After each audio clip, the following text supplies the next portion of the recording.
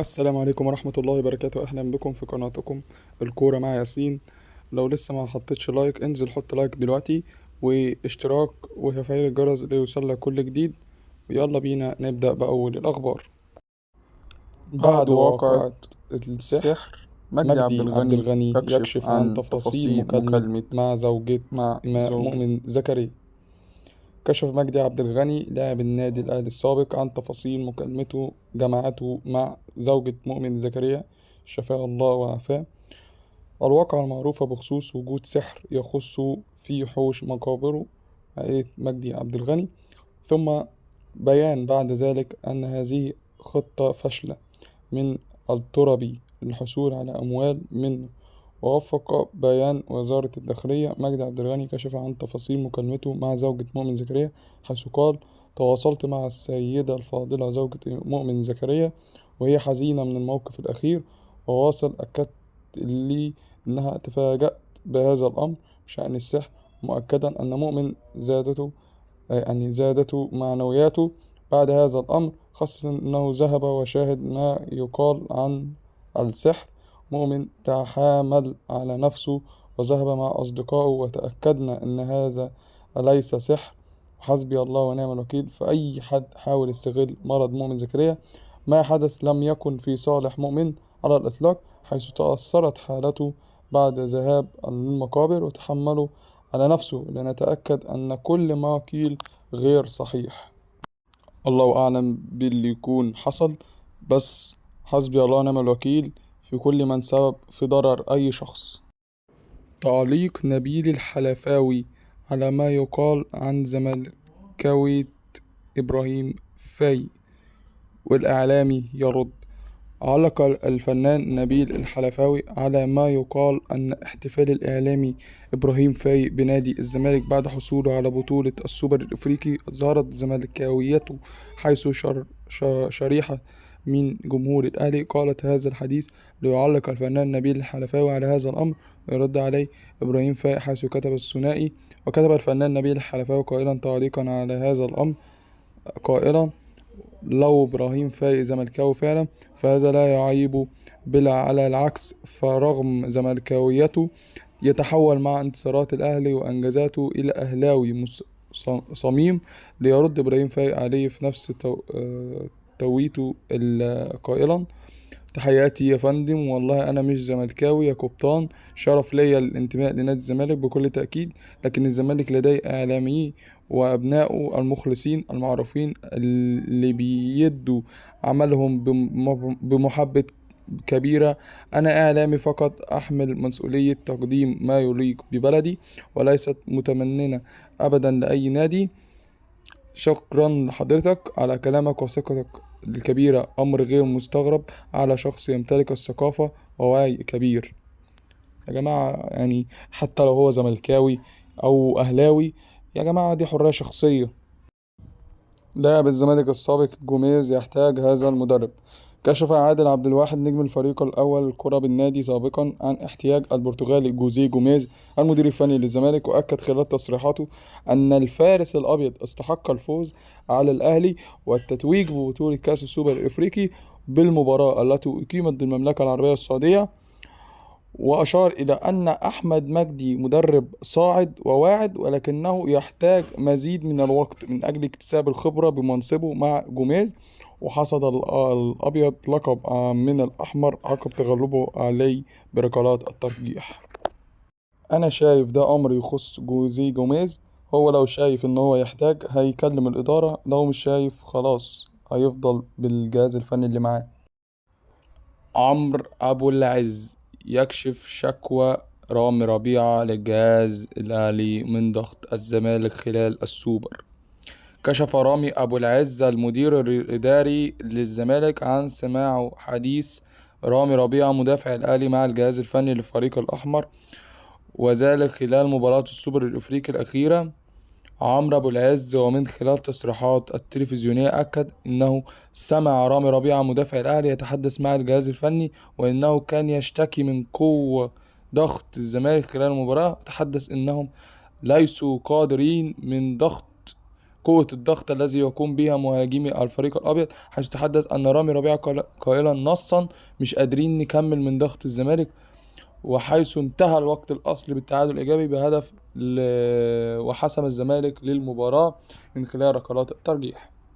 ده يبين لك إن كان لاعبي الأهلي داخلة بثقة زايدة جدا في مباراة القمة. بداية من السوبر المحلي: تقارير جوميز ينوي منح لاعب الزمالك فرصة مشاركة أوسع. كشف مصدر من داخل نادي الزمالك أن البرتغالي جوزيه جوميز المدير الفني للفريق الأبيض ينوي منح اللاعب زياد كمال لاعب خط الوسط فرصة أكبر، وذلك خلال المباريات القادمة من الموسم الجديد، خاصة مع تألق اللاعب خلال الفترة الأخيرة، حيث يرى الجهاز الفني للزمالك أن اللاعب زياد كمال ظهر بمستوى طيب في تدريبات الزمالك، وبالتالي تواجدوا في بعض فترات بطولة كأس السوبر الإفريقي الأخيرة، وكذا أن زياد كمال قد يظهر بشكل أوسع بداية من بطولة كأس السوبر المصري القادمة في الإمارات.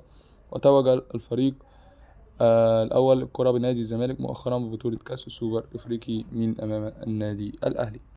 أنا أتمنى التوفيق لأي لاعب في نادي الزمالك، وإن شاء الله يدي مردود طيب إن شاء الله.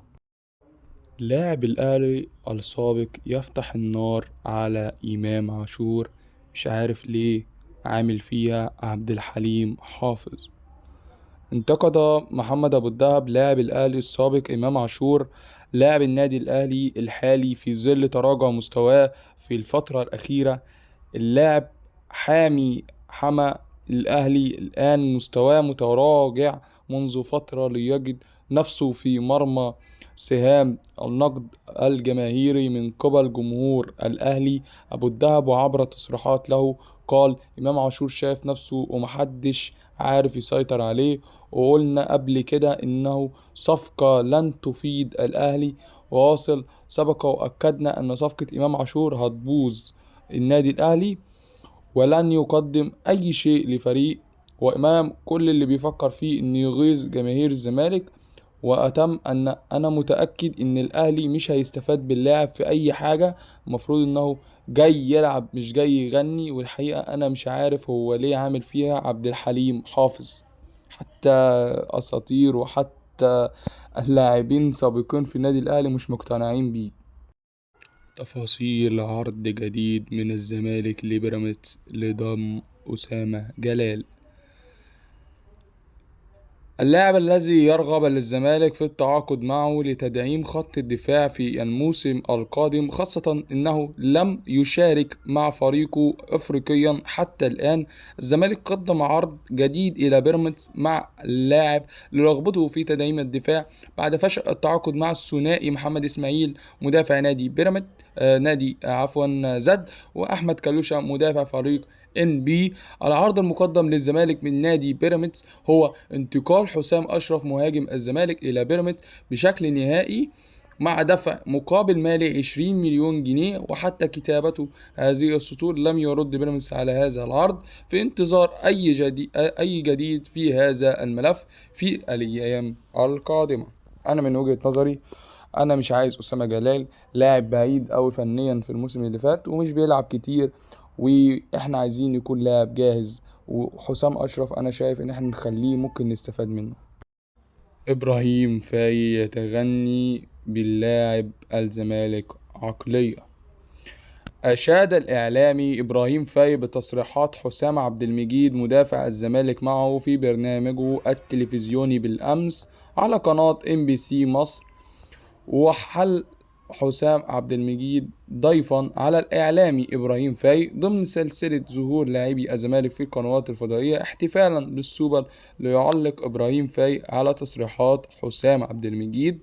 وعبر صفحته الشخصية على مواقع التواصل الاجتماعي كتب إبراهيم فاي معلقا: عقلية اللي قالوا امبارح معايا عن شغله على نفسه وتعاقده مع شركة تحليل أداء، خاصة علشان يعرف كل نواقصه وأخطائه، علشان يتبعت لي فيديوهات لتحركات الخصم كفريق. والمهاجم اللي هيلعب عليه كعنصر فردي حسام عبد المجيد هيبقى في مكان تاني، وهيبقى من أفضل مدافعي مصر. الاستمرارية مطلوبة والاجتهاد المطلوب، وكمان دعم الجمهور والصبر أمر مهم جدا. إن شاء الله يا حسام تقدم مستوى طيب مع نادي الزمالك، وإن شاء الله نشوفك مستمر بأدائك وأفضل وأفضل. قرار الجهاز الفني بخصوص صفقة الزمالك الجديدة. قرر الجهاز الفني لنادي الزمالك وبالتنسيق مع المدير الفني لفريق الشباب النادي وضع برنامج تدريبي خاص لصفقة الفريق الجديد الغيني كوستا، اللاعب الذي تم التعاقد معه بالأمس بصورة رسمية لينضم إلى صفوف الفريق في الموسم القادم. تقرر وضع برنامج تأهيلي خاصة له. جوميز يرغب في تواجد اللاعب مع الفريق الأول وهو الذي جاء بتوصية منه، لذا طلب تجهيزه على المستوى البدني في الفترات القادمة، بحيث يكون موجود مع الفريق الأول فورا استئناف التدريبات يوم السبت القادم استعدادا للمرحلة القادمة والموسم القادم. اللاعب تم التعاقد معه لمدة 4 سنوات بداية من الموسم الحالي، وهو حاصل أيضا على الجنسية البرتغالية إلى جانب جنسيته الأصلية. إن شاء الله تكون صفقة كويسة وتدي مردود كويس، وإن شاء الله مع الاستمرار يبقى من أفضل مدافعي الفريق. حيرة جوميز بشأن مركز حراسة المرمى والاتجاه الأقرب. كشفت تقارير صحفية وإعلامية عن حيرة البرتغالي جوزيه جوميز المدير الفني للفريق بالنسبة لملف حراسة المرمى.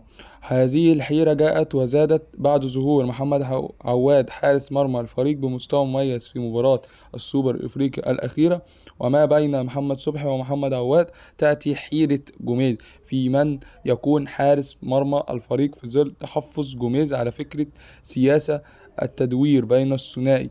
جوميز وافق الأخبار يرى أن الاتجاه الآن هو استمرار محمد عواد في صفوف الفريق الأول، وأن يكون هو الحارس الأساسي، خاصة أنه الآن يعيش في حالة معنوية جيدة بعد أن ساهم مع الفريق في تتويج بطولة السوبر إفريقي، لذا الاتجاه الأقرب أن يكون محمد عواد هو الحارس الأساسي. أنا شايف استمرار عواد أفضل فعلا، لأن عواد بيدي مردود كويس جدا في الماتشات وبالذات الماتشات الكبيرة، وإن شاء الله باستمراره وإن شاء الله يثبت على هذا المستوى وما يتراجعش في مستواه، وإن شاء الله يدي مردود طيب. سيد نيمار لهذه الأسباب طلبت الرحيل عن الزمالك. أكد سيد نيمار لاعب الفريق الأول الكرة القدم بالنادي أنه هو من طلب الخروج من الزمالك على هذا الموسم على سبيل الإعارة. اللاعب خارج الحسابات الفنية لجوزيه جوميز، وأكد في تصريحات له منذ قليل أنه طلب الخروج مهارا من الزمالك حتى يلعب ويستعيد مستواه.